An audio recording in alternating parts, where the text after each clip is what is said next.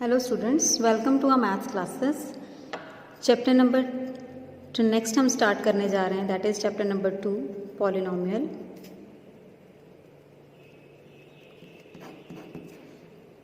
So first of all, what do you mean by polynomial? Polynomial के बारे में हम लोगों ने स्टडी करना है। तो पॉलिनोमियल्स होती क्या हैं? पॉलिनोमियल्स जो हमारे पास हैं दैट इज इक्वेशंस आप लोगों ने अभी तक भी की होंगी और पॉलिनोमियल्स वाली इक्वेशंस भी की होंगी। लाइक हम लोग जूनियर क्लासेस में ऐसी इक्वेशंस को सॉल्व करते थे।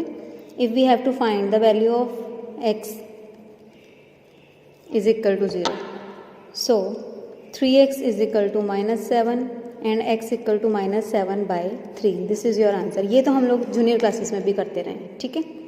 अब देखो, this is called a equation क्योंकि यहाँ पे इक्वल टू का साइन है। बट पॉलिनोमियल्स हमारे पास क्या होती हैं? Polynomials are which consist the variable also plus constant. Clear? Constants को and variables को प्लस करके या कलेक्ट करके जो हमारे पास इक्वेशंस कह लो या टर्म्स फॉर्म होती हैं that is called the polynomials. Polynomials can be having a degree up to n. Like it can be ax plus b, ax square plus bx plus c, ax cube plus bx square up to so on plus c. Clear? And the next one is a raised to power nx, a raised to power n minus 1x up to so on.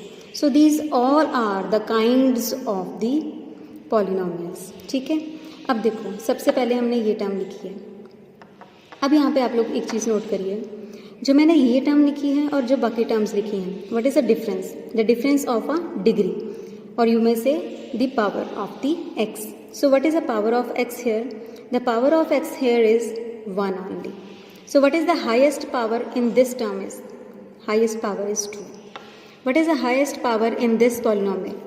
It is also a 3, and the highest power of this polynomial is n. So these are the categories of the polynomials. This is called a linear polynomial. Okay, the linear polynomial which is having a degree 1. Similarly, the next one is a quadratic polynomial. Quadratic polynomial is called which is having a highest degree is 2 and the highest degree 3 is having a cubic polynomial. ऐसे जो आगे हमारे पास है इसकी categories के names हैं वो चलते जाते हैं। क्लियर? ये तो होगी इसकी बात। अब देखिए, अगर मैं लीनियर पॉलिनोमियल की बात करूं, this is a ax plus b. So what is a and b here? A and b can be chosen from the numbers. Clear? So from the numbers like 3x plus 4, 5x plus 9, 2x minus 8, clear? Up to so on. ऐसे कोई भी अगर हम examples लेते हैं, सो यहाँ पे मेरे पास a और b की प्लेस देखिए आप लोग रिप्लेस हो रही हैं। कहीं पे 3 आ रहा है, कहीं 4, 5, 9, 2, 8. So these are comings from the number system और you may say the whole numbers, ठीक है। तो होल नंबर्स में से हम लोग इसको कैटेगराइज करते हैं। So these are calling a constants,